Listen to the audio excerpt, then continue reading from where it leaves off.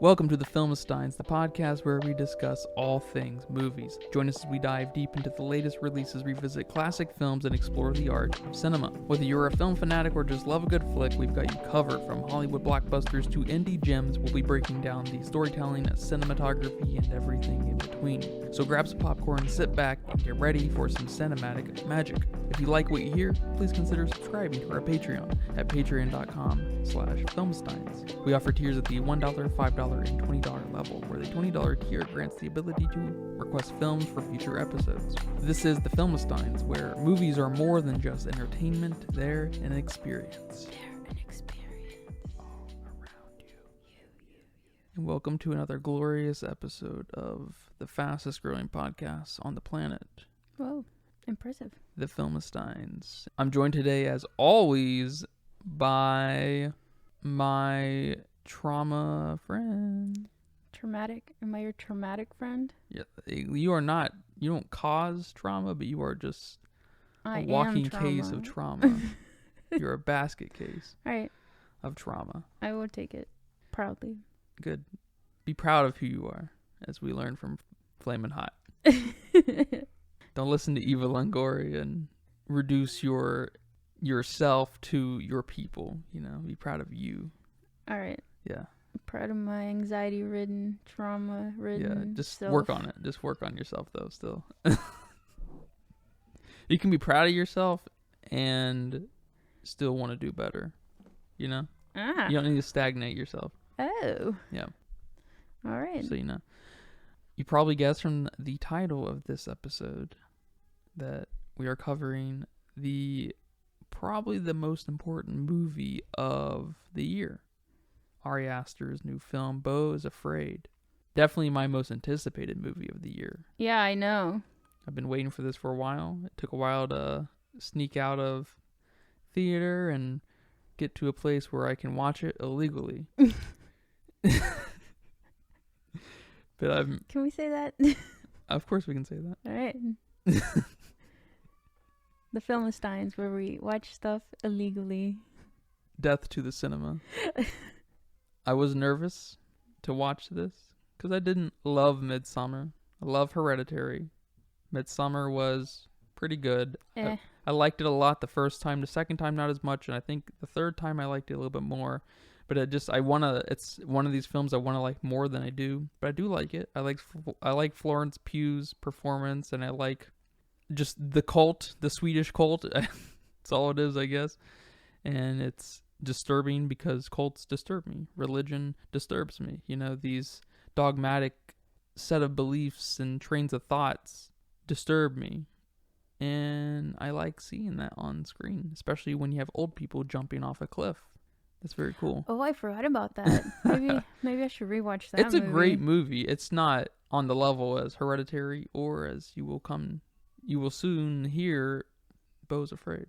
Beau's Afraid is on its own level. It's in between. Hereditary I like more still. Yeah. But Beau's Afraid is awesome. Probably my favorite movie of the year. What are your high level thoughts, man? Well, since it was your most anticipated movie of the year, I knew it was going to be weird. And then saw that it was a A24 film, so I was getting ready to be kind of not disappointed, but just like, you know, big eye roll, you know, because you like weird movies. And sometimes they hit and sometimes they don't hit. You know, like A Ghost Story did not hit.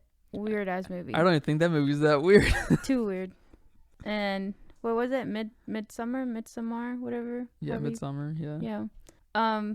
I think I should rewatch that one because when we watched it, I think the TV was smaller and I don't think I was wearing my glasses. Glasses help and while watching a movie. Yeah, I wasn't in movie watching mode. So I'd forgotten about, you know, the old people jumping off the cliff. So maybe it deserves a rewatch. But Beau's Afraid, I liked a lot more than I thought I was going to like it. Oh, that's awesome, because it's a weird ass film that I like.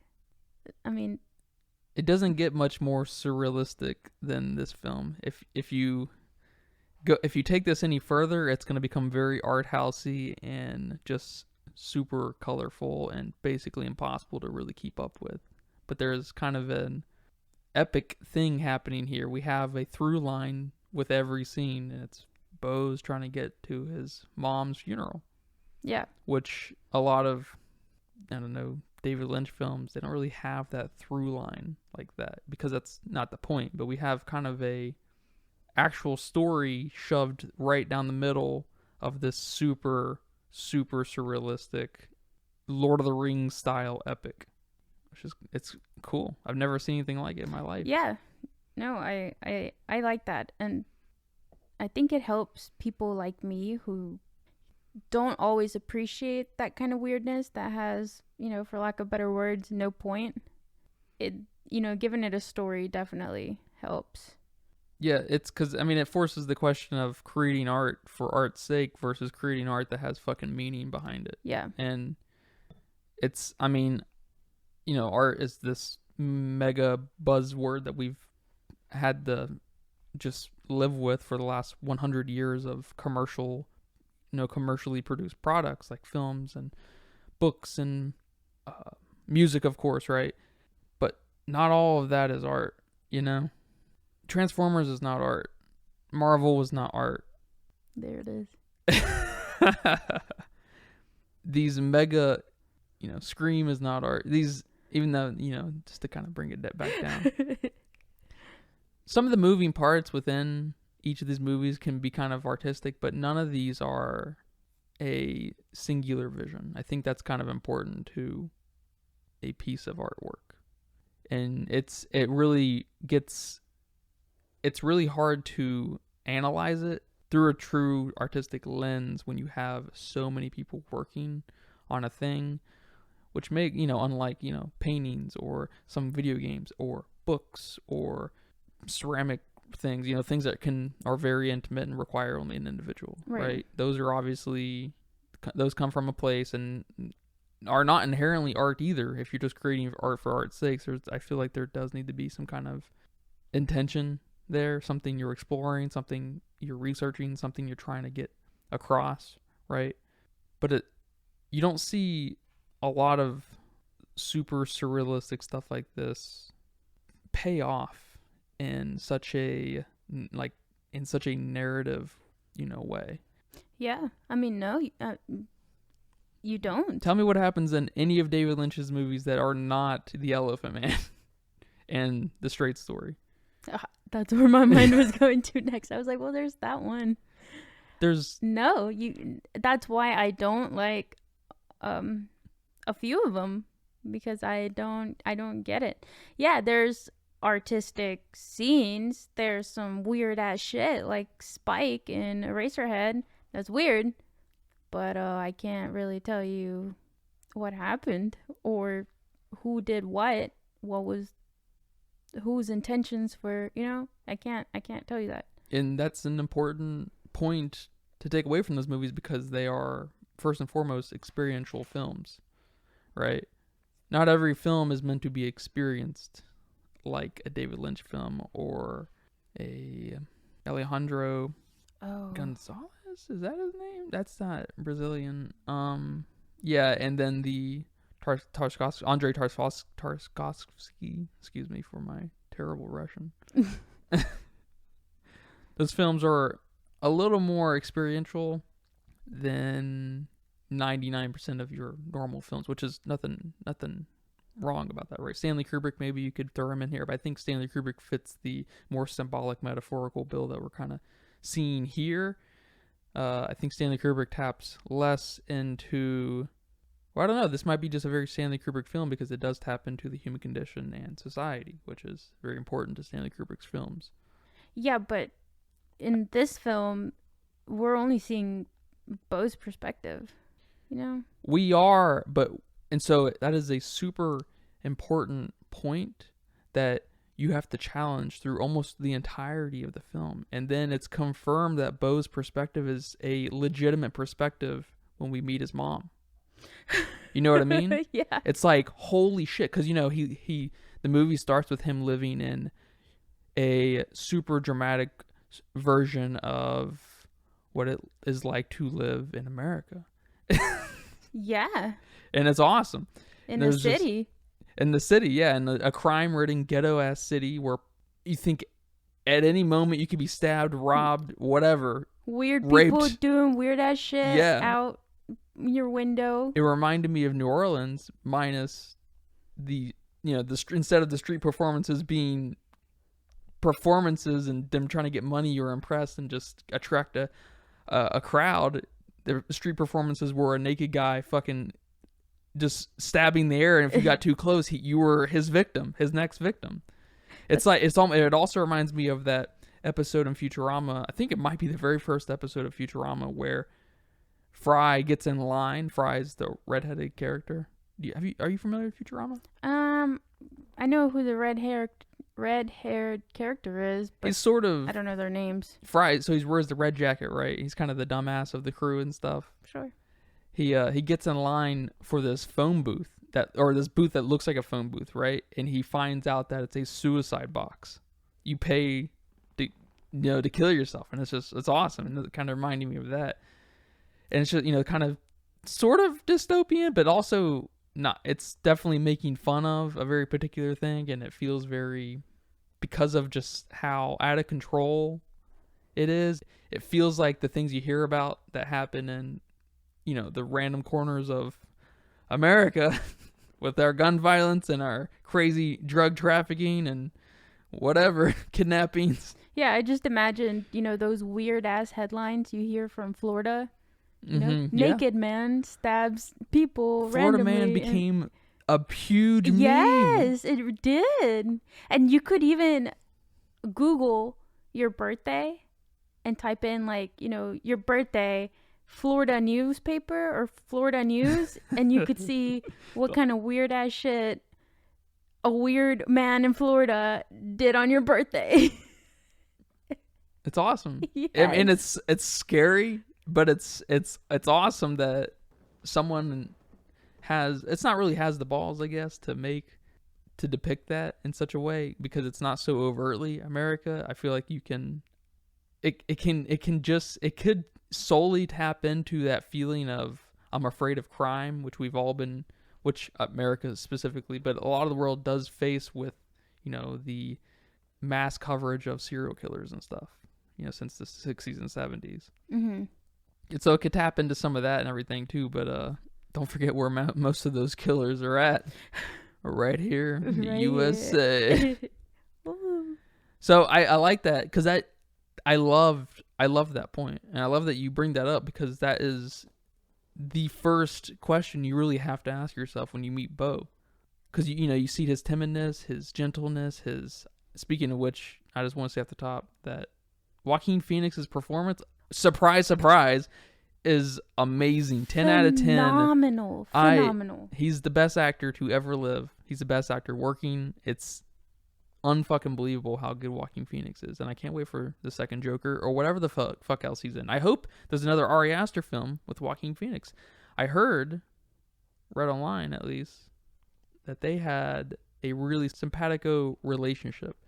They really bounced off each other super, super well. They'd even get mad at each other like they were like siblings, and then they would meet. They would make up and get the shit done. And so they sound like they might have a really artistically interesting relationship that I hope they continue to explore. Yeah, I hope they will. There's some directors that definitely have their favorites. And Ari Aster's just getting going, so he still has the chance to. Yeah. No, I mean, Joaquin Phoenix did a phenomenal job. I didn't even know his voice could get that soft and vulnerable and just make me, like, when I would hear it, it would just make me like want to go hug him. I don't get those feelings from a lot of actors. So I mean, it was phenomenal. Definitely best performance. Yeah, and I've seen in a while. Yeah, definitely. I mean, absolutely. I mean, best performance probably since Brendan Fraser. What'd you say? I said the Joker. The Joker? I mean, yeah, of course. But I was gonna say Brendan Fraser's performance in The Whale. Yeah. What he won his Oscar and everything too for it. But so I guess a lot of people think so. But Rightfully so too, though. Since I mean, that's the only performance I can think of in the last 12 months that's on that level. But when you, yeah, but what I was gonna say, I guess, is when the movie starts, he's such a radical character. He lives in such a radical environment that you are forced to think, he has radical behavior in his timidness and stuff because he's like super submissive, right? You are forced to ask yourself, is this character trustworthy? Is he okay? Yeah. Yeah.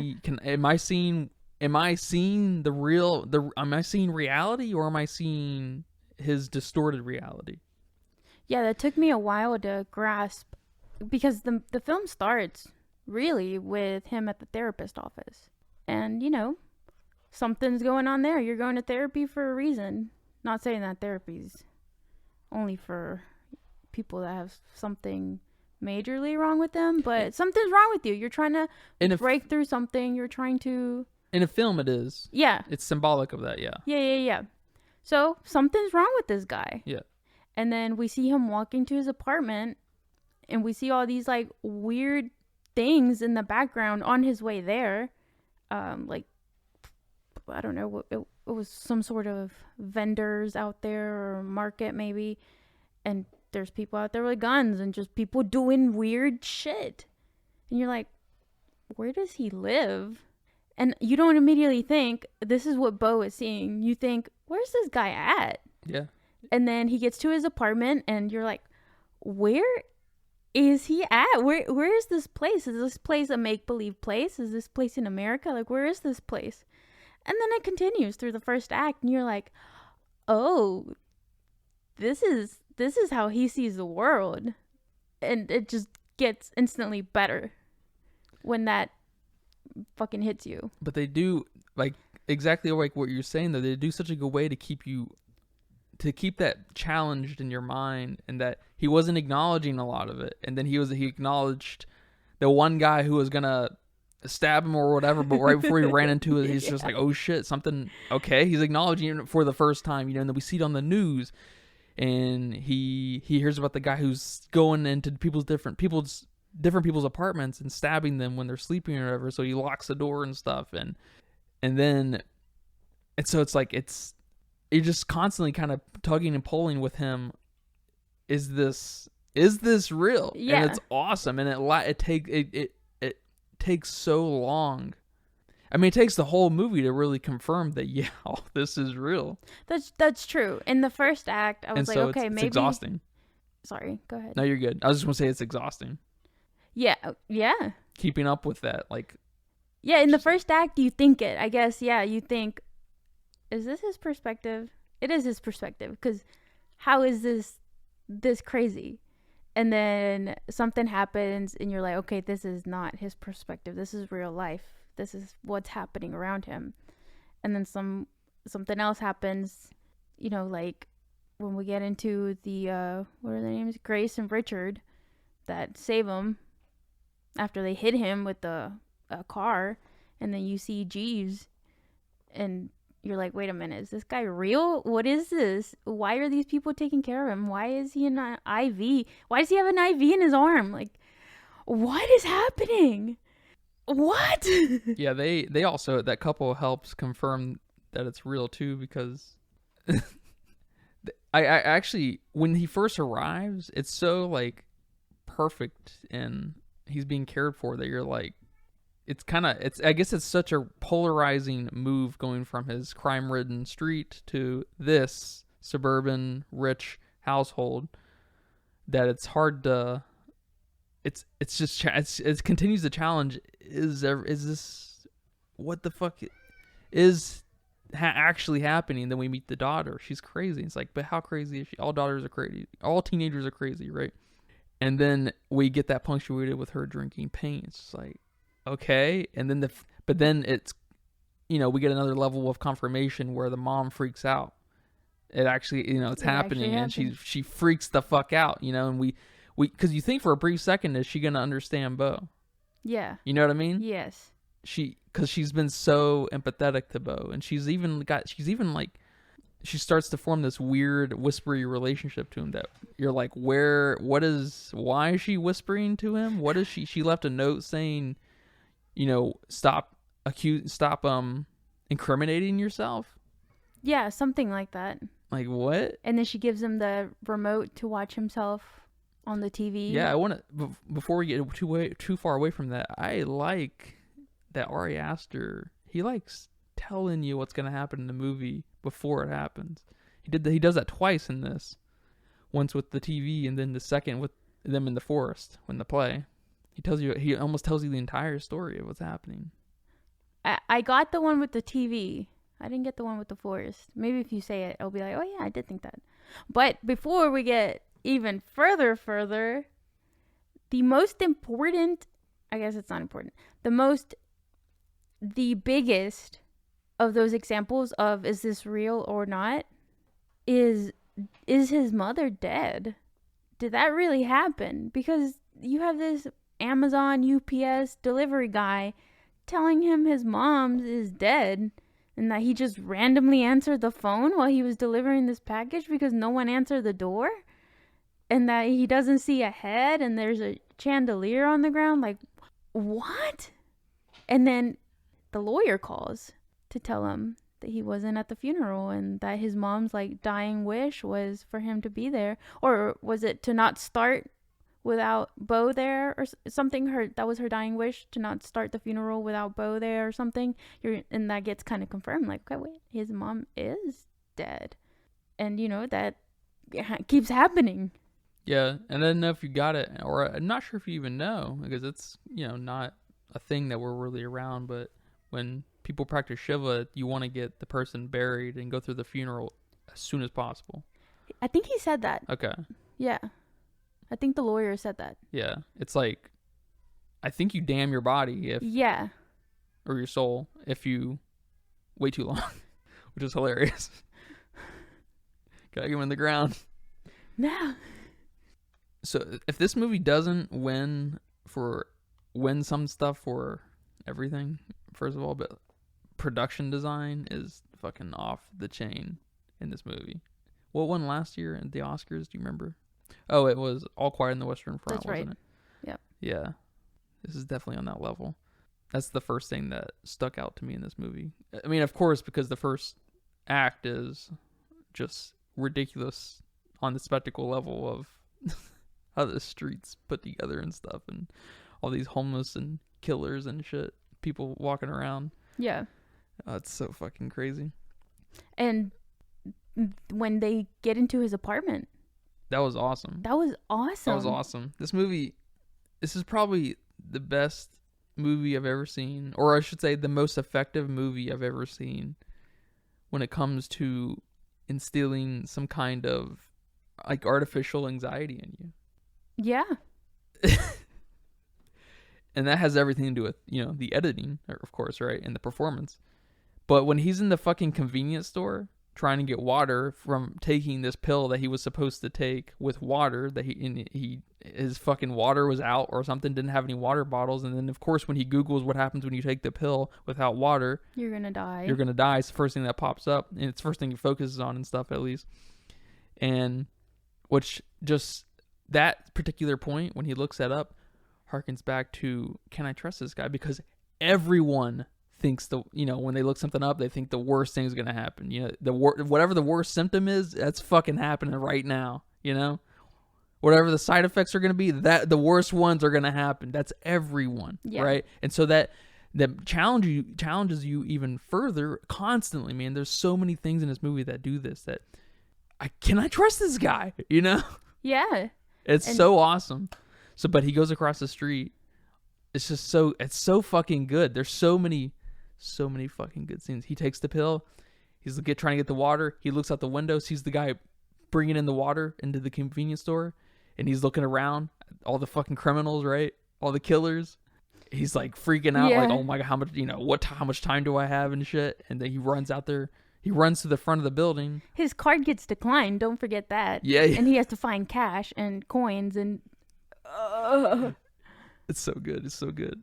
He puts a phone book in between the door and like where it shuts, so he can just run right back in, so he doesn't have to put the code in or anything, I guess.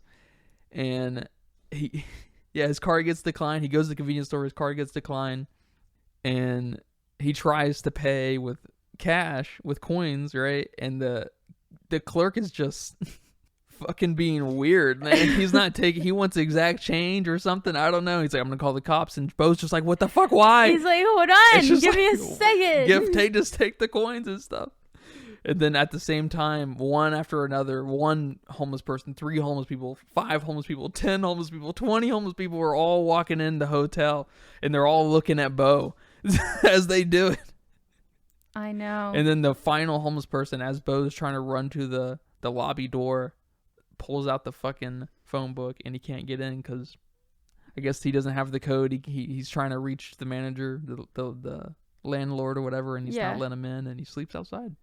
Goddamn. Yeah. And then what is that? 6-7 minutes?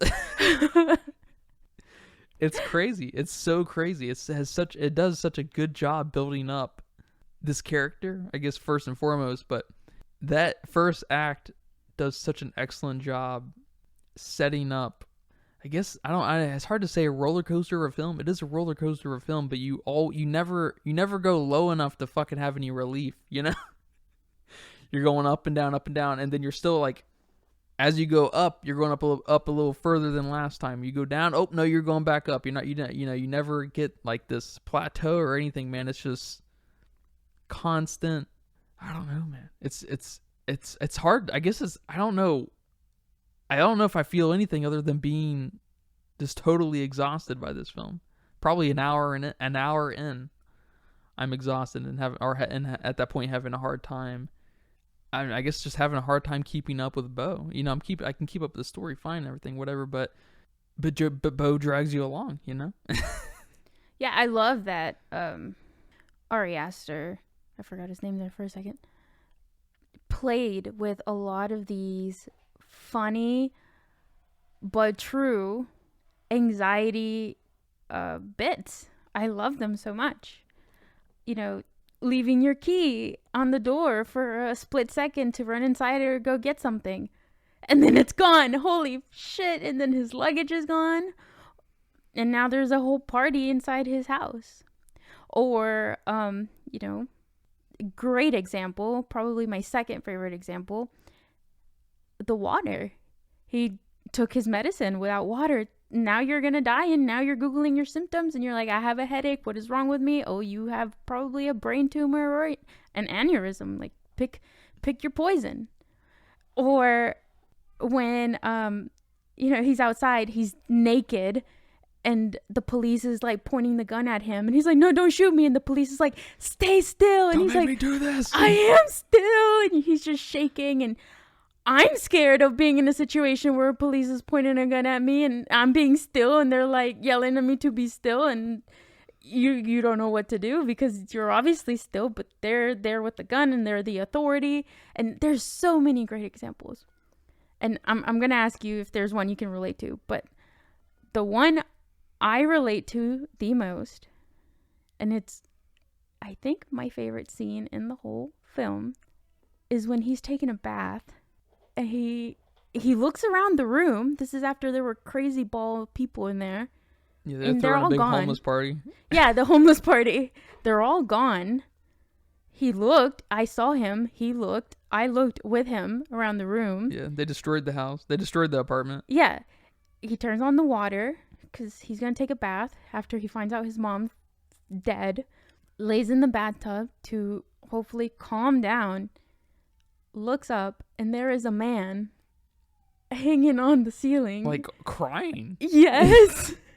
And I loved it so much, and that is probably one of my biggest anxieties. I go in a room and I'm gonna look around in my own home. I'm gonna look at the ceiling. I don't know what I'd do if I ever find a person anywhere that shouldn't be there, but that is one of my biggest anxieties. And I love that he put that in the film. And what is he doing there? How is he holding on? How do they even film that? There's a spider crawling on him. A brown recluse. And Beau's in the tub. Naked. Oh my God. It was awesome. When he first got in the tub, when he first got in the water, laid down, I noticed a couple drips coming from You did? the ceiling, and I was like, "That's weird." Oh my god. That's all. I was just like, "That's." I guess he has a leak or something. I saw like 2 or 3 drop, and then but probably 60 seconds later, Beau looks up, and we see the guy up there, and he's crying or sweating. It's like fucking weird. It's just so weird, and it is such a great climax to the first act that gets Beau moving, really, into that's how he ends up naked on the street with a police officer that's about how to he point gets at him. hit by the car. That's how he gets taken to Roger. That's his name, right? Roger and Grace, yeah. Roger, you said Richard. I said Richard? Yeah, Wait. I was thinking. I wrote it down. Roger. You said Richard earlier. I was like, is that right? Roger. It just popped in my head. R word. Yeah. But it gets the naked man being, not naked man, he wasn't naked, but him being attached to the ceiling, ninja style. Oh my god, it was awesome. Almost like, horror movie possession style, attached to the ceiling, and he's like sweating and crying, and the camera's going back and forth real close to their face, cutting and stuff, and he fucking falls on him. I know. And they're in the pool. There's a few Lynchian kind of bits in there, and this is this one might be the first one I'd probably have to rewatch the film and really write them down, but they swirl around in the pool probably for a whole, or not the pool, in the bathtub for a whole minute probably. And I'm just thinking, I'm just in shock. I'm just in fucking shock. And then of course I'm thinking, is Joaquin Phoenix actually naked? And I was like, this is crazy. It's like this. I'm sure he is. I'd be willing to bet, yeah, Joaquin Phoenix is naked in every naked scene. He's actually naked. I'd be willing to bet. He's a pro. Yeah. It's unbelievable. It's unbelievable. Yeah, I mean, I love them. And it's not just in the first act that they play with a lot of these, anxiety scenes, for for whatever you want to call them. Another one I liked was when Tony, the daughter, was supposedly taking him to his mom's, and it's her driving, and then her best friend is in the passenger seat, and they're gonna, drive Beau to his mom's house, and then they offer him, I'm assuming, some weed, right? I don't know if they said it, but they're offering him something to smoke, and he's like, no, I'm fine. They're like, take it, I'm fine, take it. They pressure him into taking it, and then they film him, and I don't want to be filmed when I'm doing something I don't want to do, I'm sure there's a lot of people that can relate to that. Yeah. You don't want to be filmed by 2 teenagers. Now being older, I don't want to be filmed by teenagers doing weird shit. So I love that they keep going with those kinds of things. It's pretty awesome. I love it. Did you have one that speaks to you or relates, or you feel like you could relate to? Or maybe just one that was really weird or bizarre? Well, my favorite was definitely when his mom was, telling him that he's never loved her in the way she wants to be loved, and that she spun all these scenarios that happened to him in her favor to prove that Beau doesn't love her, and then to prove that Beau's going to do everything he can to inconvenience his mom, basically, even up to her death. Even up to and past her death. I liked that a lot. I liked that. That was my favorite. Relate wise, I mean, I don't know. This movie taps into such a, modernity that I can relate to every inch of it. Yeah. Not to the extremity that it's gone, obviously, but it's. I can for some of them, for sure. It's so. It taps into every anxiety you could possibly imagine, other than, I don't know, stage fright, That's true. Public speaking. It's insane. This movie is underappreciated. I definitely agree. It's underappreciated. And I like that you bring up that point about the mom, because that's also something a lot of people can relate to, having a narcissistic mother, or just people in their lives. And or people in your lives, but definitely mothers. And it's funny you say that because I, feel like my mom can be narcissistic. So hearing her make those points kind of made me believe her. And I'm like, wait, no, she's wrong. But she says them, and I'm like, oh, how ungrateful he's, doing these things, and his mom's there. By the time that happens, we have confirmed that what Beau's experiencing is what he's experienced. We know it's the reality of the situation. At least the actions are, right? We know that Beau's keys just disappeared, his luggage just disappeared, right? But how convenient, his mom says, that all these things disappear, but how convenient that Roger isn't going to take you and stuff. And we were there the whole time, and it retroactively kind of taps into being accused of something that you just didn't do, and that's one of everyone's biggest fears, especially growing up, probably. I don't know where that starts. I used to really have that in me where it actually was almost the inverse, where I didn't want it to happen, of course, but I was ready. I always felt like I was ready to defend yourself, to defend myself. So it was kind of tapping into that on that level, because I just wasn't going to have that. That's hilarious. I was ready to be blamed. I was ready to not be blamed. Probably to the point, I didn't do very many bad things, but I was probably to the point to defend even the bad things. I was like, didn't do that, obviously. Because of this, and this. This is my alibi. Go check. And then I set it up, and I'm good. Oh my gosh, that's funny. A big theme here, having the narcissistic, manipulating mother. And one of the biggest reveals, which also feels so intrusive, so just making your hairs on your arms, just on your neck, whatever the saying is, just stand up, is when you find out that the mom and the therapist are in cahoots. And that's, add that to the list of somebody's biggest fear, that you have a therapist who you tell all your secrets to, your thoughts, your most vulnerable thoughts that you don't share with anybody, because they get some of those out of you and you don't want to, but they do, and now they have this information. Yeah. So now your mom, who's not the best person here, has this information, and it's recorded and it's being played back to you. It's recorded everywhere. She's got footage from you in every corner of where you've ever been. It's kind of like an weird inverted form of gaslighting.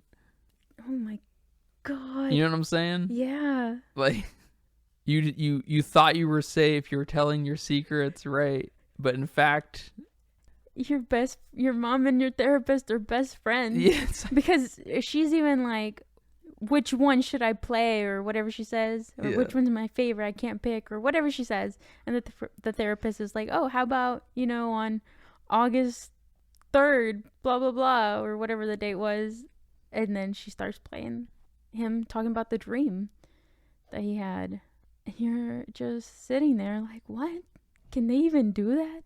Can she do this? It's awesome. Because I also had like a weird preconceived bias for the therapist, because he was this real gentle person in Lady Bird. He was like I guess a counselor, and he helped the main character kind of figure out her way. And so he does really embrace this or admit this gentleness.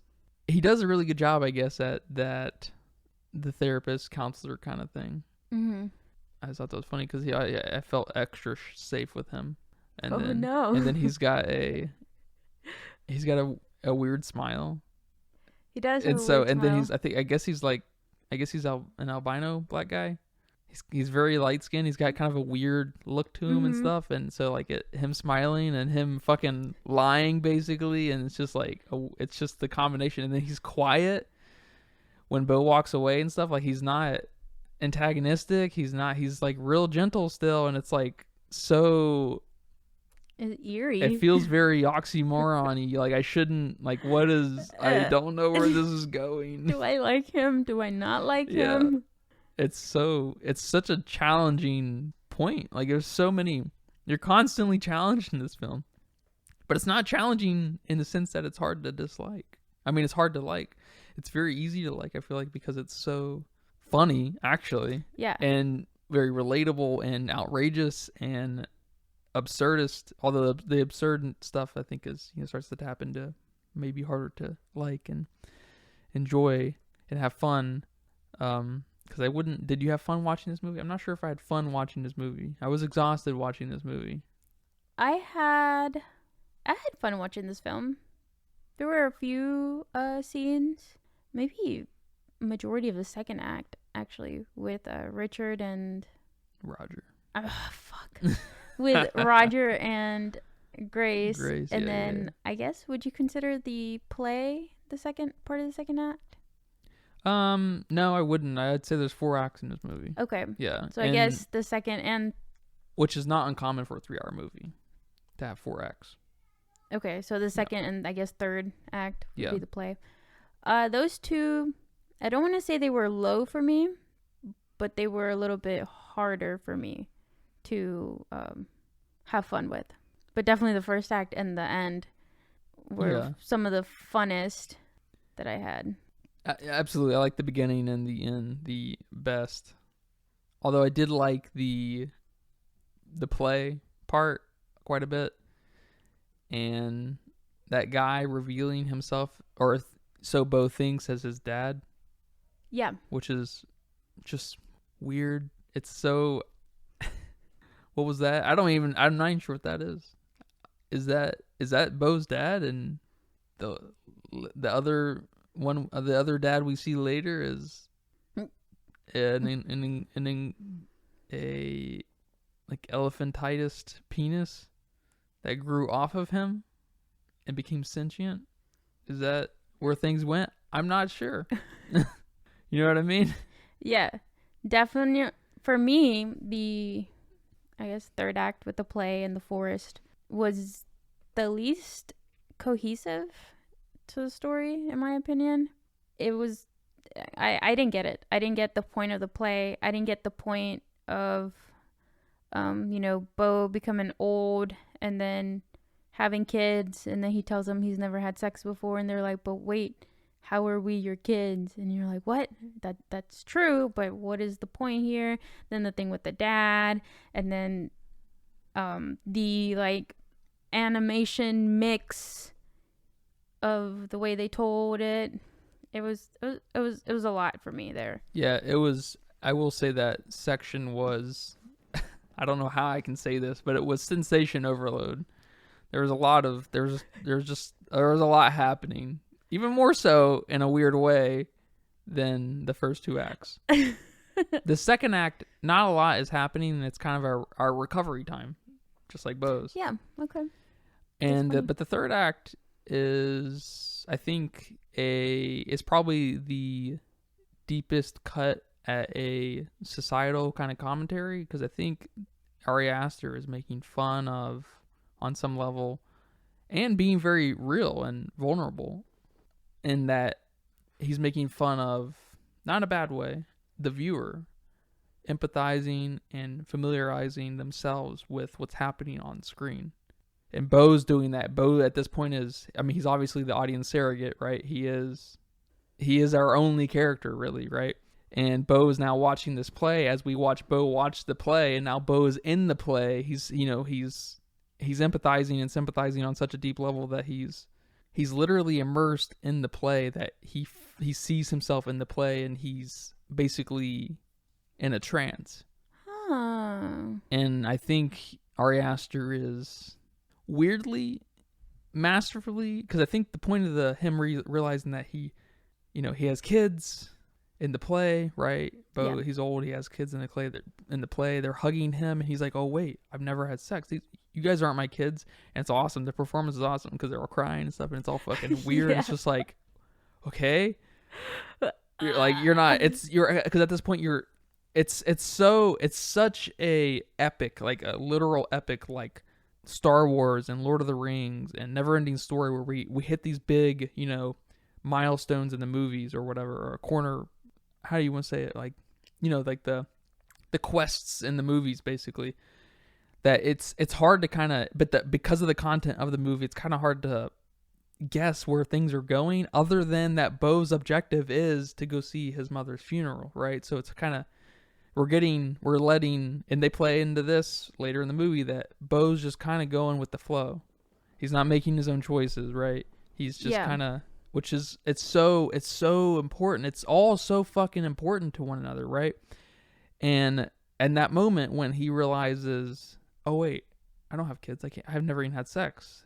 Those are those moments when the immersion's broken in movies and video games, right? Because you all of a sudden can't empathize with that, and then they happen randomly, right? When the immersion is broken, in whatever you're talking about, but in this particular example, we see because everything you experience in life, like when you're experiencing some kind of art or entertainment, movies, video games, music, maybe less so music, but TV and things you spend a lot of time with, right? And you're knowing these characters. There's random things that take you out of it, right? There's random things that can make you hate the fucking movie, right? And I think he's on some level kind of poking at that with this particular section in a really meta way, while at the same time telling the entire story through the play, Beau's story through the play, because Beau's, he's literally putting himself. He's kind of, I guess, in some angle, he's kind of predicting what's about to happen, Yeah, that's pretty fucking clever.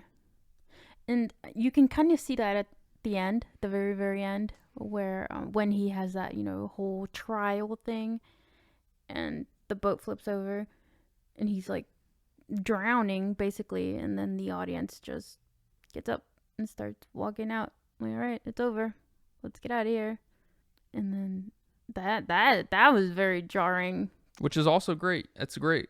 Stop right there. What is that? That's like a coliseum, right? Mm-hmm. What is a coliseum? There's two things that coliseums used to offer us, and that is a place to cast judgment, mm-hmm. and a place to get entertainment from.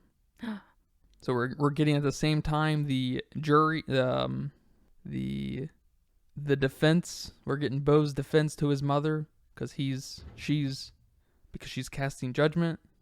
She is the judge, executioner. She is the offended, right? Mm-hmm. But at the same time, she has her audience. You have your audience in court too. But it's like you said, though, they take it that extra mile when Beau's boat flips over. Everyone leaves like a movie theater, and then you have your leftovers who maybe are crying, like her mother, like his mother in this. But I guess one thing I really liked about that scene that was from the funnier angle was Beau's defense, Beau's attorney. Oh, that was funny. You couldn't even see him. He was just this little thing over there, and it said something like the defense's attorney or whatever, and like neon lights above him, and like cheap neon, cheap lawyer lights and stuff, what you'd imagine would be on, some criminal defense's lawyer's firm, right? Like their sign outside, yeah, which is awesome. And he doesn't have a megaphone or anything. He's not, so he has to yell. And then his mom's attorney has, he's got the floor, and we get real close to him. We see them, it's awesome. Yeah, that was awesome.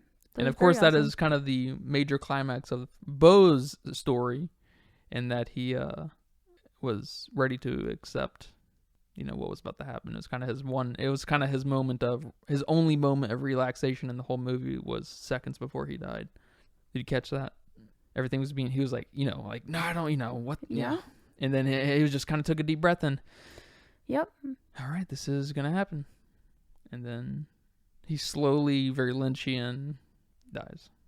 Gets drowned because his feet are glued to the boat, and the boat flips over. And then at the same time all that is happening, the boat's fucking blowing up, the engine's like, making crazy sounds and catching on fire and stuff, and building the anxieties, of course. And it's awesome. It's awesome. Did you think he got away when he got in the boat? Yeah, I thought he did, and he didn't. with a mother like that, I wouldn't either. Yeah. Because that transition was probably the biggest stretch in I don't want to say grounded filmmaking, because this movie's not grounded, but as far as like the world we were presented, him leaving his mother's house, getting into the boat, boating across some distance, and then just appearing in a darkened Coliseum is a little bit of a stretch of the kind of the geography of the world we've kind of been presented and stuff. But yeah, it's when you set up the structure of the movie we have, the epic style Lord of the Rings style movie we have, it makes it totally excusable. You know, it's not even something you may notice. The transition of where we are just all of a sudden, you know, because he's on the most crime-ridden place on planet. All of a sudden he is in a super nice place, super nice mansion house or whatever. And then all of a sudden he's at a fucking Forest Theater, and all of a sudden he's at his mom's house. Is that immediately after? Yeah, I think he hitches a ride. Yeah. But which is awesome too. The hitching of the ride is awesome. It's so quick, and you're just like, what's gonna go wrong? What were you gonna say? I was gonna say that we got a hint of, you know, the boat when he was at Grace's and Roger's house, and she gave him the remote, and he could see, you know, what was gonna happen in the future. So we got a hint there of what was gonna happen, but I didn't think that was gonna happen. I thought there was gonna be a boat somewhere and someone was gonna die, but I didn't think it was gonna be Beau. And I mean, there's so much weird stuff that happens that you don't know, like maybe what the point was, or what you want to like tap into. What do you write? Or when his friends go through the trash. I mean, hang on, that might be in the movie. Oh, yes. Okay. Yeah, I was gonna talk about all the other weird stuff that happens, that it's just weird things that happen in this film that I don't know what the point is of them, but they're just creepy and weird. For example, did he have a brother and she did lock him up in the attic? Yes. And then she locked the dad up in there too? And They both died up there? No, they were up there. Well, the dad was turned into something. He was a penis. But was he? Mm-hmm. See? Like, what? Yeah, and then what is this supposed to mean here? The old guy next to him. That was his brother. That was his brother. Okay. He's been up there the whole time. That's... That Beau thought. Did she feed him? Like, that kind of stuff's not important. The feeding, not important. That's important to me. I need to know. And then, you know, the mom faking her death, and Beau was just like cool with it. He expected it. He saw it coming. Just another weird shit mom does. Like, what? Who fakes their own death? Which is funny because I just read an article the other day about this guy that faked his own death in Belgium. And he was trying to like teach his family a lesson on, you know, because I think his like immediate family, like his wife and his kids, were in on it, but his extended family, like aunts, uncles, brothers, sisters, maybe, they went to his funeral and everyone was crying, and then he like shows up in a helicopter and lands, and like everybody's happy he's alive, and he's like, yeah, that's why you should, you know, you guys should come see me. We shouldn't ignore each other. Like this big life lesson on appreciate your people. And, you know, people gave him shit about that. Which you should. And you shouldn't. You know? So it's just weird. It's weird. Who fakes their own death? I guess people do fake their own death. I don't know. Why is she doing that?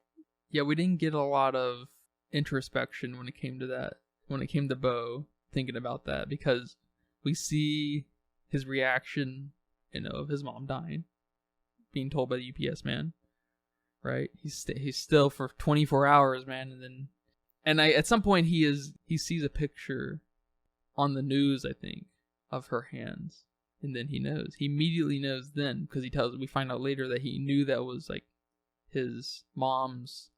The housekeeper. The right? housekeeper's. Or the babysitter or whatever. Yeah, that she's been there for like 45 years or something like that. And she volunteered because the mom offered her, I guess, generational money to her family and stuff, and at her sacrifice after she volunteered. And he immediately knew, so we didn't really. Maybe we need to rewatch it. I thought he didn't find out until he was there at the house and he saw the hands across the casket. He knew when he watched the news station. I didn't pay attention to that. Yeah, because I thought a minute. I just saw the body. Because what I thought was when he was watching the news station, there was a lady talking, and I thought he thought that lady was his mom, like because he knew her disguise or something like that.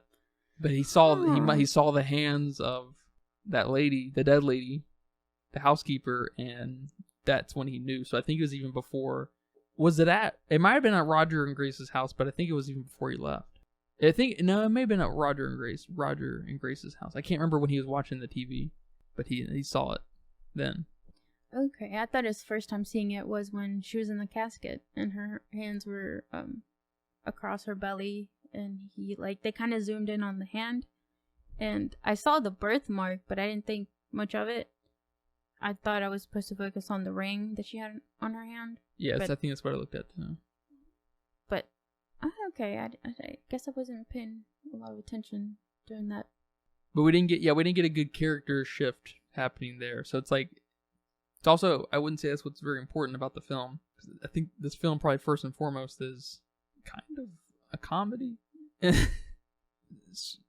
Was it a comedy first and foremost? Yeah, I think it's an exaggerated perspective on how someone with Beau's problems sees the world, and that's very funny. How he sees the world, it's hilarious. And you mentioning it's a comedy, I think it fits. Yeah, it's a family dramedy, basically, first and foremost. Or it's comedy first and foremost just because of the absurd nature of it. I feel like absurdism has a hard time, at least in film, having a super, super serious, only like exclusively super serious tone. Because I think it's inherently funny, which I think you will find in existential literature. I think it's kind of unavoidable to just not, if you don't laugh, you'll cry kind of thing. So there's just a lot of laughter in existentialism. Yep. And I guess I should say, speaking of this movie reminded me of Sartre's, probably most famous book, Nausea, where I thought we were, because I guess I also will say, just stick with me here. This movie does not start off with mommy issues in the way that makes you think that's where it's going to land, especially because we think the mom's dead, So the mommy issues are just not at the forefront of your mind completely, it's just, you know what I'm saying? Kind of. And so what's at the forefront of my mind is Beau is disturbed by everything. And that is the crux of Sartre's Nausea book. And I thought we were leaning into, which we do a little bit, inevitably. I'm glad it's not just that. It's definitely not just that. It couldn't be in a million years. You couldn't make a movie around that anyways. It's just a way to kind of embellish a specific character and the comedic nature of it. But I lost that feeling by the time we got to the play too, though. That was definitely, the first act was definitely the crux of that feeling of him being afraid of everything, but also rightfully so. But, because I was having a hard time trusting the character. So I was like, is he just disturbed by everything, or is everything disturbing? Yeah. And that's, the sweet spot where super hyper existentialists live, especially Sartre's main character in Nausea. Because he's unsettled by the very mundane things in the world. And so it's just another challenging, interesting point, because there's no mundanity here. Nothing in this movie is mundane, So we lose touch with the typical human condition in that way, but we are still dealing with the most extreme take on it too at the same time. And so it's cool. This movie, This might be the most interesting movie I've ever seen in my life. Not my favorite movie. It's definitely probably up there now. It's probably my top 25. But this movie is deeply interesting from every single thing that happens in it. Maybe every shot. Yeah, I agree.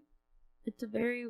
This is the kind of movie you put on for your friends to test them, to see how real and how much of a friend they are. I don't think so. This is it. No, because even though it was good, it was still hard to watch for 3 hours. 3 hours was a lot. It is a lot, yeah. And I think, I hate to defend this in the same way that you defend every 3-hour movie a lot of times, is that the excessiveness is an important point, but I think the excessiveness in the sense that you're so exhausted by the end is an important point, because being anxious and afraid and unsettled by everything is exhausting.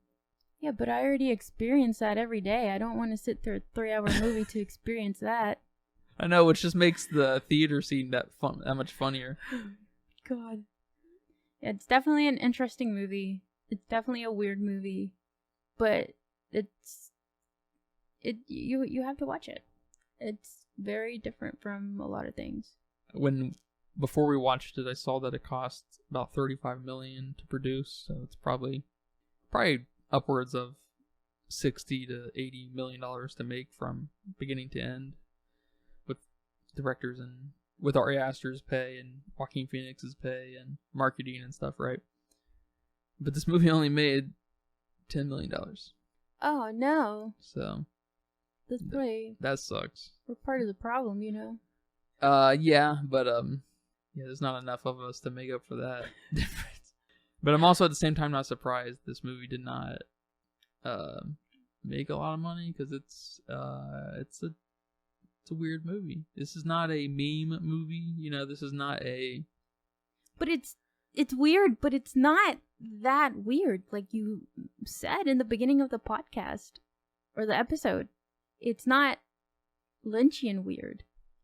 There's funny elements, there's a plot, there's a point from A to B. It's so relatable. How do people not like this? And it's so extreme. It doesn't stop. Like a roller coaster. You got your ups and downs, but it doesn't stop. And you even said that. You compared it to one. So how do you not like it? I think people just don't... I don't want to say they don't get it, because it's not that hard to get. No. It's part of it's just another product of the human condition. We've all experienced it, If you're watching a movie, you're good to go, I think, for this. But a lot of the reviews I saw, people were confused. Tell me about that. I didn't really read any reviews. Yeah, they were saying there's no logic to this film. What? I think it's very logical. If you're talking about, the weird-ass phallic dad in the attic, okay, yeah, that maybe that one part is not very logical. I'm going to have to think about that. What do you mean? A little bit more. But yeah, it's as logical as a never-ending story. They were confused. Very confused. What's so confusing? It's really, there's a really bold through line here, and then it gets a little more interesting story-wise and dialogue-wise at the very end. The last 25-30 minutes are the only time you really need to focus on what people are saying, and that's just... And you're going to, if you made it that far, I guess, because he's talking to his mother, who we thought was dead, mm-hmm. Yeah. Or at least we were like, what the fuck is up with the mom, kind of thing. That's like the moment we're waiting for, is something to do with his mom, whether he's at the funeral, something's going to happen. Something's obviously going to happen based off of 90% of the rest of the movie, right? Some shit's going to happen. Yeah.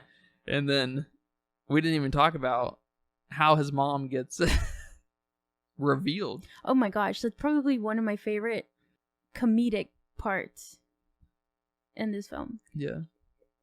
And it's so bizarre, too. It's so good that you don't even know if you can trust it, because it's so weird. I know. It's like, he found out his mom's, quote, dead. He's taking a nap. chilling in her couch, on her couch. And then Elaine walks in, his childhood crush, childhood sweetheart, that they were going to wait on each other forever. Then he hooks up with her on the mom's bed. And while they're about to have sex, she starts playing this Mariah Carey song, Always Be My Baby.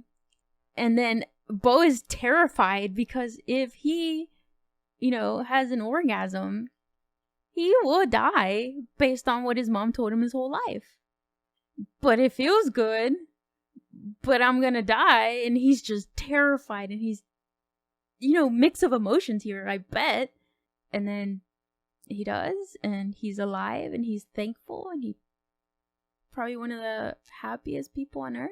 He's so relieved. He's so relieved. Literally and emotionally. And he looks up, and fucking Elaine is dead.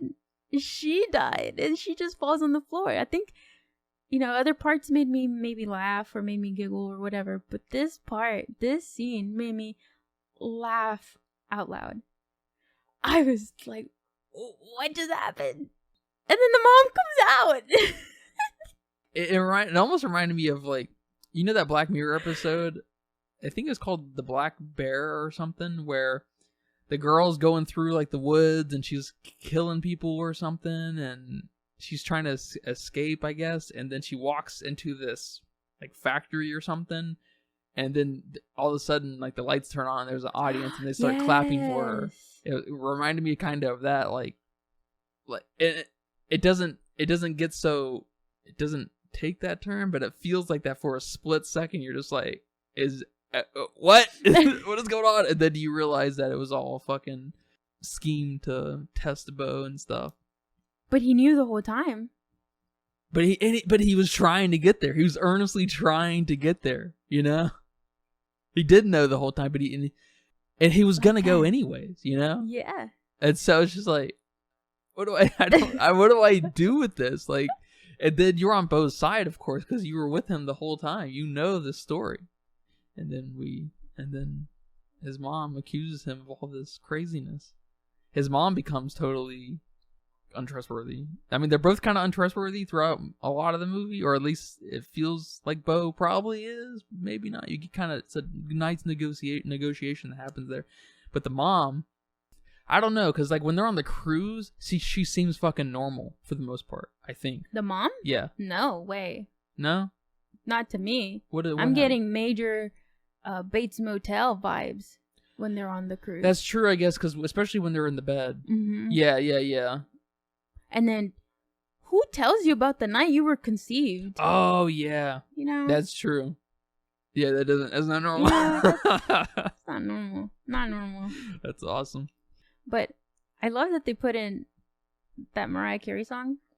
And I think I was reading somewhere, or maybe I saw something where Ari Aster didn't know if he was going to get the rights to play this. Mariah's permission. Okay. So he said they tried over like 300 songs to pick out a song, but this is the song he wanted. So he wrote a letter to Mariah explaining the scene and like explaining why he wanted that particular song. And she gave him permission. And she, told him that she really appreciated him writing her a letter and gave him the go ahead. And I don't know. Like, I guess that's... I wonder what she thinks after seeing it. I guess the song, it's funny in its own way because it's Mariah Carey. And then it's such a cheesy song. It's just kind of cringe almost too, which feeds into that comedy. So I don't know. Like, you went over 300 songs and this was the perfect song? All right. I get it. Because it's kind of, I think it's in a funny way making fun of sex scenes in movies. Mm-hmm. Because sex scenes in movies and games, video games especially, are fucking terrible. They're so cringe. They're not effective in any way whatsoever. Just like, a lot of violence is kind of in a similar way not effective in the way directors and cinematographers think it is. But sex scenes especially, oh my god, that's one of those things that need to set up if you're gonna have it. If the story requires it or whatever, you need to set up, and then you need to let the imagination take control of it.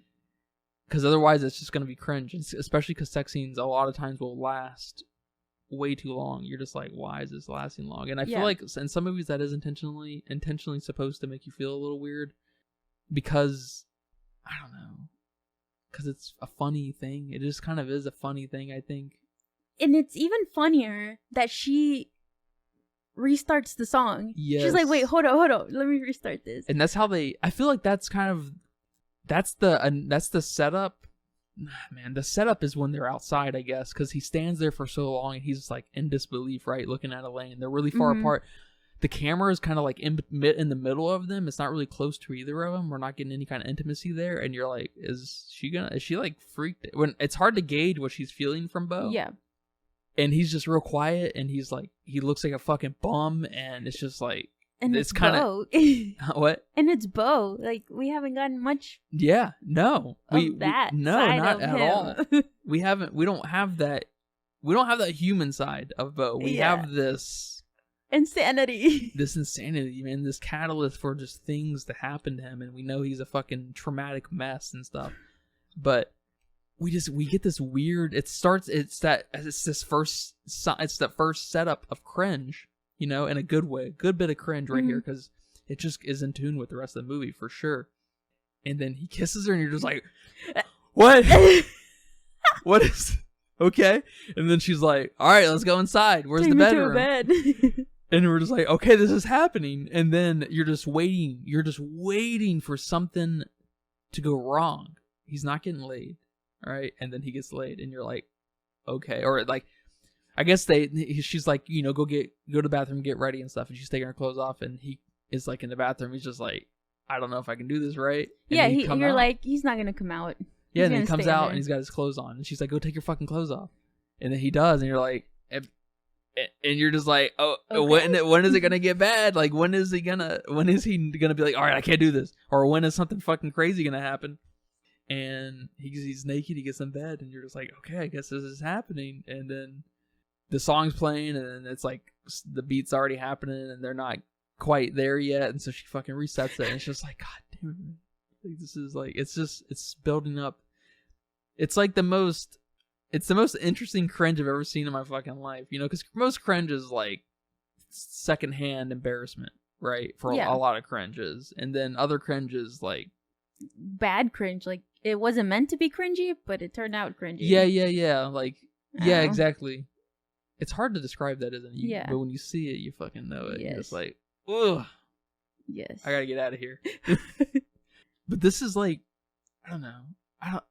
Because like, The Office is good cringe. But it has nothing, like, there's no similarities other than the absurdity. Just the word absurdity is relevant to both of these. The Office and the Beau's and Afraid. Grace. And Grace. Grace is in The Office. Are you serious? Yeah. Oh. She's Michael Scott's love interest. Oh, that's funny. That's funny you bring that up. Two things. Grace and the word absurdity. and the word absurdity. Because when I think of that's why I think The Office is just so seminal to TV, is just because of it's like tiptoeing right to the line of just unbearable cringe, but it's perfect. I don't know how The Office does that for its fan base, right, for its audience and stuff. I'm not crazy about The Office, but I have to respect its pure dominance on sitcom or TV, whatever. Yeah, I love The syndicated Office. TV. Oh, I know. So many people do. It's a super important. It's like Seinfeld. It's a super important film. I mean, series. To film, just two things that are filmed. That's so funny. Grace is. Mm-hmm. That's weird. Small world. But things are looking up. He orgasms. He doesn't die, and you're like, oh my god, this just happened. And we had a happy ending, It's like the most effective sex scene I've ever seen in anything ever. And then it cuts to Elaine, and she's fucking petrified, Harry Potter style, and it's awesome. It's awesome. I don't know how you think of that. I don't know how you think of this. Like, I don't know how you think of any of this movie. This movie, some of this I get. Some of this I can totally empathize and see maybe even some of the things that Ari Aster's reading and stuff, because this is actually one of Ari Aster's original brainchild before he made Hereditary. This was kind of in the works for many years, like the last 20 years. Okay, I don't know what I read, and I was a bit confused about some of the dates I saw. And I was like, wait a minute, I thought this just came out this year. Yeah, there's a short film called Beau. That explains it. Yeah.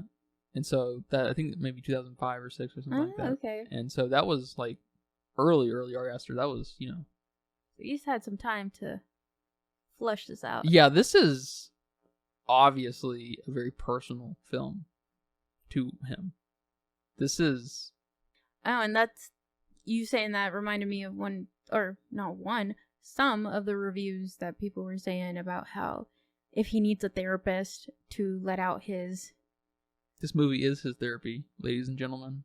Yeah, like... This is how you fucking do it. He doesn't need to do it in film. He needs to go see a therapist and not, put his therapy on other people or whatever they were trying to say. And I saw a few of those, like, oh, he just needs to go to therapy. It's like, what?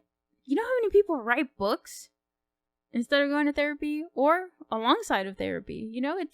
It's such a clever, awesome way to express yourself and to be vulnerable. Yeah, it reminds me. You need to do something with your life and your... There is this trend, I think, that has happened probably since the dawn of super hyper commercialism, since the 40s and 50s, where there's this notion. I don't know. Move back up. This is reminding me of this talk that David Jaffe had with Colin Moriarty on Sacred Symbols, about David Jaffe defending the capabilities of AI in video games and how it can start to eliminate the technical know-how of the game, and then you can just completely focus on the creativity. But going through that technical know-how involves a deep negotiation with your, own personal human condition. At the core of that, you're suffering, because, of course, it's the core of being self-aware is suffering and knowing you're going to die, right? But focusing on you can't have one without the other. Ari Aster making this film is the perfect synchronization of mastering filmmaking and mastering himself. Yeah. This is, you can't strip away, like someone saying that he should just go to a therapist and unload this on them, right? You're missing, you clearly don't understand the impact of art. You're just used to this commercial nonsense that we have to deal with on a daily basis, and then it is the weeds of the artistic world, right? We are completely over encumbered with fucking St. Augustine grass and poison ivy and shit. We don't have these beautiful, I don't know, fucking cool plants that people like. I'm not a plant person, right? But we're just constantly picking through this shit and we never clean it up, there's just no actual care in the world for this, things like Marvel and things like Call of Duty and things like all this pop music on the radio and stuff. We don't focus on what the individual may have experienced to lead to this point, There's no sense of history in what people care about, Yeah. It's so important, and this is a challenge. This is a thing that if you learn about any kind of art history, you learn about different artists facing themselves and people around them and having to deal with their issues, and they produce really great things out of it, right? Mm-hmm. If they didn't have those issues, if they dealt with those issues in a more utopian kind of way, if they went to fucking therapy and had this like a checklist 5-step program to get better and stuff, they wouldn't have made, Starry Nights. They wouldn't have made 2001: A Space Odyssey, They wouldn't have made fucking Stephen King. Can you fucking imagine how fucked up he is? Anyone who makes horror movies, like horror books at that clip, you know, I know he's definitely sold out and tapped into what people, you know, he knows how to prey on his audience, and you have to admire that. But at the core of what he has done and continues to do is something deeply probably disturbing, whether that's fueled by his upbringing, or drugs, or whatever, you know. It doesn't fucking matter from our perspective, right? His intrusive thoughts, yeah. His intrusive thoughts, but like, you wouldn't have any of this. How, you know, that is if you appreciate Stephen King on a deep level, you wouldn't have that. But you'd only have, I mean, I can't give you any examples but you see it. I don't know, the new Flash movie. The new Flash movie is not a brainchild. It's this, all right, how are we going to make money off of this demographic, and, you know, how many people need to work on it? Who do we need to get to draw in these number of people? I mean, that's all about the butts in the butts in the seats at the end of the day for them, and that's what everything's going to come back to. Which actors? What does the production need to be? What cheap director can we get? Do we still need Ben Affleck? I'm not sure. I think Michael Keegan whoa. No, but I totally get it. Where's the rawness? People still do on some level. Young people, everyone knows someone like this when they're growing up, that they wish something bad would happen to them so they could have that influence to fucking do something, you know? Oh my gosh. That's like the emo kid's dream. And, you know, I listen to Dave Ramsey. I've been listening to him for a few years. And the number one reason people start getting serious about their money, about their budgets, you know, paying off their debts, whatever, is when they have something bad happen to them. He calls it Murphy. He's always like, don't wait for Murphy to come to your door. You know, don't wait till you lose your job. Don't wait till you are, you know, filing for bankruptcy. Don't wait until your husband left you and you never had a job. Don't wait until you're 50 years old and you never opened your 401k in your 30s or your 20s. You know, don't wait for these bad things to happen for you to make the next move. And so many people do. Everyone that calls on a show, you know, has this sad story. Yeah. My husband died with no life insurance. What do? I'm a stay-at-home mom. I don't have a resume. I don't have job experience.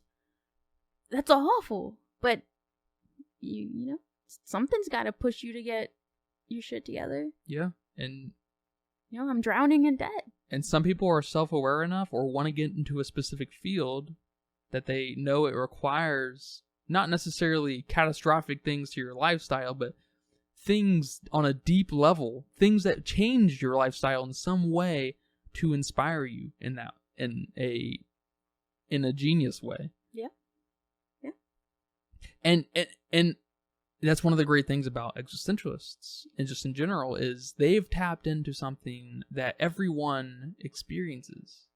There's nothing special about existentialists and what they feel and how they go about their daily lives. They are just so disturbed and paralyzed by how the world operates. Not in a political or economic way, but just how we operate with everything. We cut down trees to make beds out of them so we can sleep in them. We sleep in trees. You know, we cut out sides of mountains to dig up, you know, certain precious metals to trade, to represent like this concept of money. You know, like we tear up the natural world for our own satisfaction, yes, but to make our lives make sense. You know, we have to destroy and we have to domesticate things like plants and animals to help sustain our materialistic kind of life, you know? And these things, you know, are deeply disturbing to some existentialists, and that's I guess in a way I'm saying Ari Aster is either really in touch with his past, or he is a classic existentialist. One of the two. Maybe a little bit of both. Yeah, it's kind of probably hard not to be a little bit of both if you are they are kind of one and the same. One leads to the other. Yeah. If you, because at the core of every existentialist, it is just a, an nth degree plus one sense of self and being aware of your place in the world. Not your place in a sense of your role, but just where you are at, literally, and how you are in the world.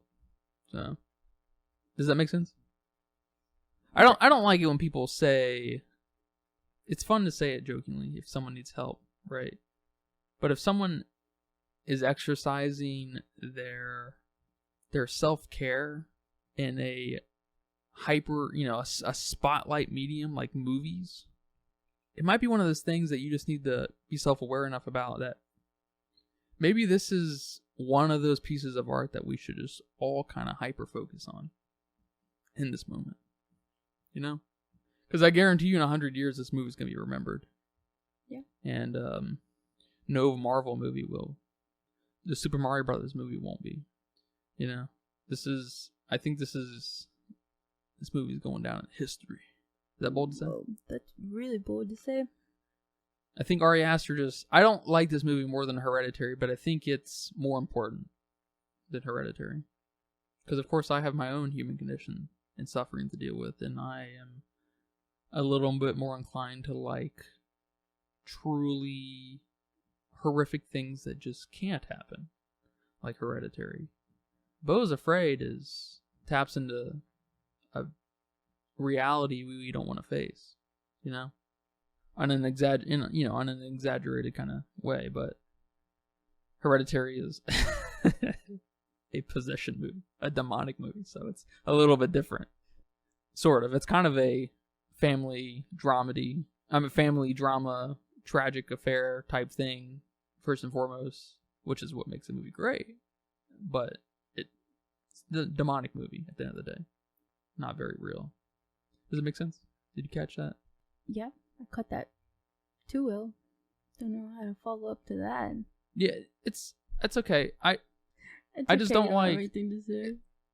What'd you say? It's okay. You don't have anything to say. No, it was a lot. I'm sorry. That was a lot. When David Jaffe said that in that podcast, it just knocked the wind out of my sails in a intellectual level, because it just seems counterintuitive to me. It seems completely fucking wrong, to be honest, because I feel like you have to go through the hardship of learning a medium to exercise any true creativity on that medium. And I think that you can blow that up in any scenario. So. No, I definitely agree. I think people Maybe I'm just too old, but people what? Yeah, sorry, that was a lot. Yeah, but I think people who say those kinds of things don't know how to appreciate somebody else's world. And I totally fucking get that, but I just don't want to say that, because is it snobby to say that? Like, you don't understand. Like, you need to get good, kind of thing. Or is that just the reality of it? I think that's just the reality of it. Yeah. I think people just need to become more self-aware. Come on. You have people saying, oh, I wasted 3 hours of my life. Did you? You decided you wasted 3 hours of your life. You were probably on your phone the whole time. Probably. I don't know if you wasted it on your phone. I don't even know if you saw the movie. Did you see the first act and were like, oh, this is crazy, I don't understand, I'm confused, and you were out. You were done. Yeah, I guess from a pure sensation standpoint, I don't know how those first 30, 40 minutes that momentum doesn't just drive you through the whole thing. Whether you get anything out of it or not. Jesus Christ. I know. I don't know, man. Like, yeah, and some lady was saying how her husband was the one who made her go see this film, and that she absolutely hated it. It was too long. It was confusing. And she's never going to watch any movie he ever recommends again. Okay, I guess some people just want to let, some anger out. They just want to vent. And I guess you're choosing a comment section to say these kinds of things. I really hope you do let your husband pick another movie. I hope you don't take that. Yeah, hope you don't take that to heart.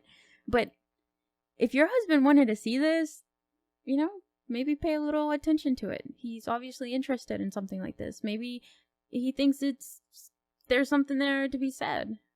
So don't go shit on it immediately. Yeah, well said. You should approach that with everything you can. I know it's hard with some stuff, but I don't know. Maybe a good example for like from a guy's perspective is getting into or appreciating something like Downton Abbey. You know what I mean? Downton Abbey is probably one of the best produced and written shows on TV ever, and it's a borderline soap opera-y period piece. Does not, at face value, it feels very feminine and girly, right? Wouldn't you say? I mean, yeah, I guess I don't really visualize men seeing Downton Abbey. I would like to go to the theater, like during the movie when it came out, were there 2 movies? I can't remember. The one last year, I think it was called The New Era or whatever. Mm-hmm. I would have, even at the time I thought, I bet we just didn't go, but I would have loved to go just to see the ratio between men and women and how overwhelming it probably was. Women. I bet you it was. I went to the premiere of all the Twilight movies. Oh, yeah. That might be a good example. What is it? All women. All women. I mean, I think, I was in 7th grade when the first one came out, and I went with a group of my friends, all girls, Yeah. And who took us? The mom. The mom went to take us. The dad wasn't coming. And then, as the next ones came out, I went to see them with girlfriends or friends who were girls or, girl family members. Majority girls. Yeah. Yeah. Yeah, and but I challenge someone who thinks that way about Downton Abbey and give it a fucking shot, man, because you're gonna be, I didn't have that preconceived notion. I just I do have kind of feminine sensibilities, and when it comes to stuff like that, I do like period pieces because I like the production of a lot of them because they're fucking cool. But that's just the first example that pops in my mind. But Downton Abbey it's amazing. It's amazingly produced, amazingly written. It's an amazingly made show. It's probably one of the greatest shows of all time. Probably in top 50. I don't think there are very many great shows, to be fair, but so it's kind of, that's kind of a loaded thing to say. But if you guys out there are listening to this, if you got this far in this podcast, you gotta watch this film. I'm glad you liked it. I'm over being super surprised by the things you like because it's so all over the place. I'm still like a little bit surprised. I'm always gonna be a little bit surprised, but I'm not like, huh. I'm not like, okay, you like that. I'm like, okay, yeah, man. It's like almost not surprising that you would like it because I wouldn't think you'd like it. Yeah. That's kind of a funny thing. And when we watched the trailer for this, I did not like it. I don't even know what the trailer is about. Yeah, I think part of the trailer was a bit animated, and we saw some of the play stuff. Okay. And yeah. Okay. I was like, it's a little misleading, actually, isn't it? The super trailer. misleading. Yeah, I remember it now. Yeah, that's interesting. And I was like, you're excited for this? All right. And what I said earlier about the play, that kind of makes that even funnier because now that we know what that's about, it's kind of kind of making fun of you watching the trailer. That's hilarious. From the very beginning, which I think only reinforces what I'm saying is true. That you might be onto something there for sure. I think Ari Aster is the greatest filmmaker working right now, unless David Lynch comes back, of course. But I sincerely cannot wait for his next movie, and I hate that I love and hate, of course, right? I hate that it's going to take probably another 3 years for his next film to come out, because he's can't do the Martin Scorsese thing and come out every year or two. I mean, if he comes out with the stuff he comes out with, I don't mind every 3 years, Yeah, no, I don't either. I want him to take as long as possible. And of course, COVID may have had some influence. The original title of this movie was called Disappointment Boulevard. That's right. I remember it had a different title. Yeah. Which I prefer Beau's Afraid.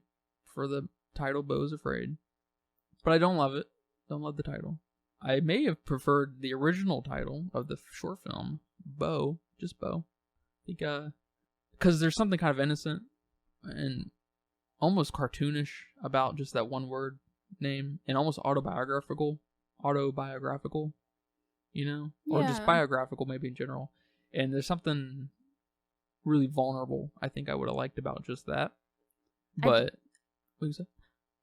I do agree with you there that I think Beau would have fit better, but I like that they kept Beau is afraid for these people out here that are so confused. They give it to you in the fucking title. He's afraid of everything. He's got anxiety. He's afraid. He's afraid of his mom. He's just afraid. Shit's going all around him. He's afraid. So they even gave that to you. So that, okay. If the title is there to spoon feed you, I'm gonna take it. I think after talking, we're about to wrap this up. I'm gonna give you the rare example of this happening where I think Beau is Afraid may have earned a little bit of a bump on my letterbox in real time, because I put it at a 4 immediately. So I think I'm gonna bump it up to a 4.5. Whoa! I will say none of my 5s start out as a 5. So they always start in the 4.5, and I gotta think about them. I think I've got like 6 or 7 5s, like No Country for Old Men.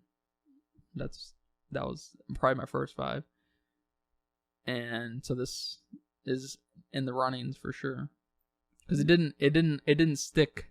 Like The Whale, 4 for me. Great, amazing film, but it's landed right there because it just doesn't tap into something that I need of a film, to elevate it on that level. But 4.5, and 5s come extremely recommended. Pretty much virtually the same recommendation applies to those.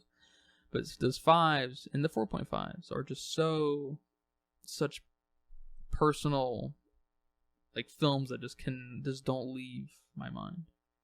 Yeah.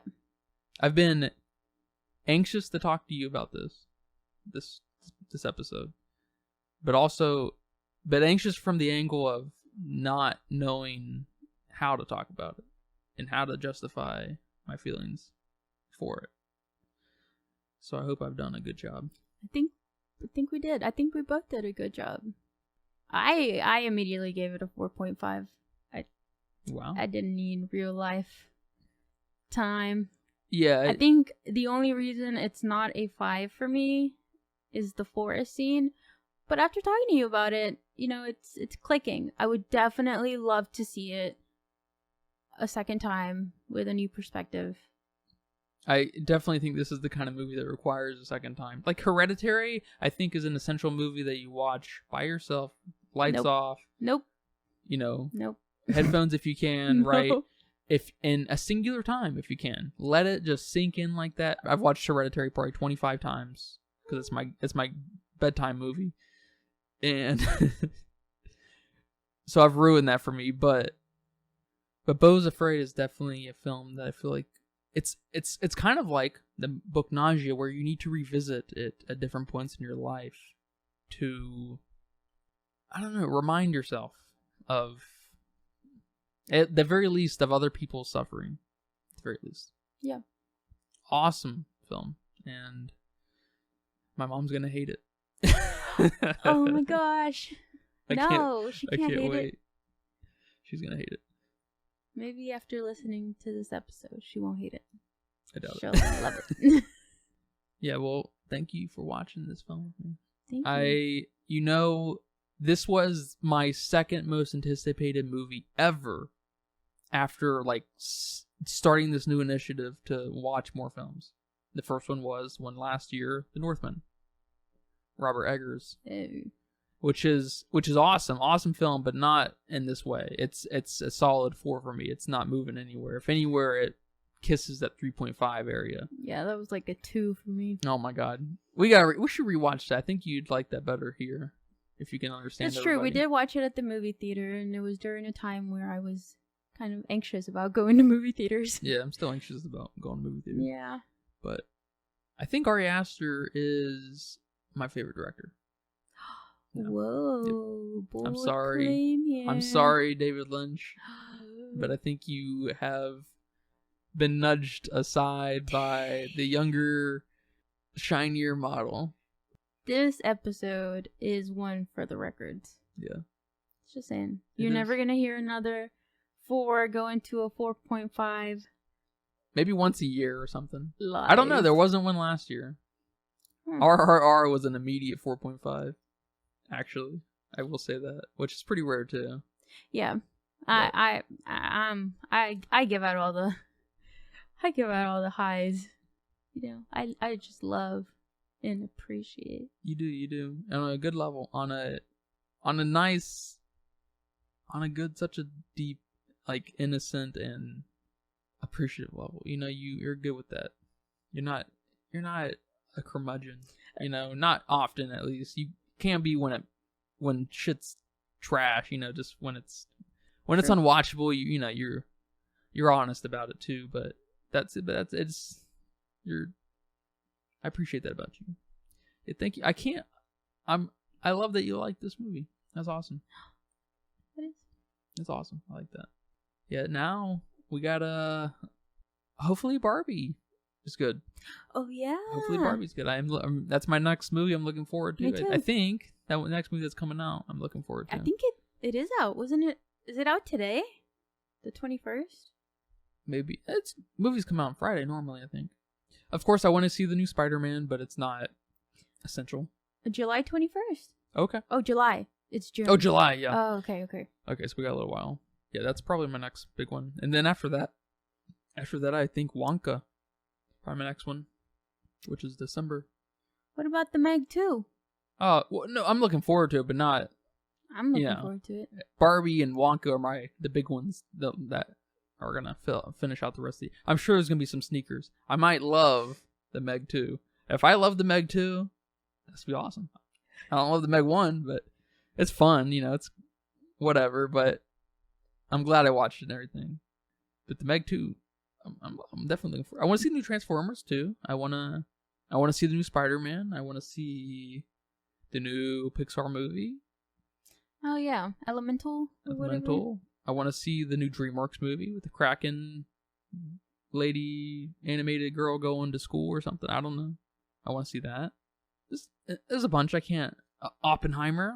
That movie looks awesome. The new Christopher Nolan movie. Not a big Christopher Nolan fan, but his movies are something. They're hard to watch sometimes. You gotta be in the mood for a Christopher Nolan film. Yeah. Go watch this. Go watch this film. Please go watch this film. If you already did and you think it's pure trash, watch it again. Yeah, it's 3 hours. Break it up in half if you need to. Watch it with some headphones. Put your phone on the charger. Don't get on it. You know, maybe watch this on the weekend or something.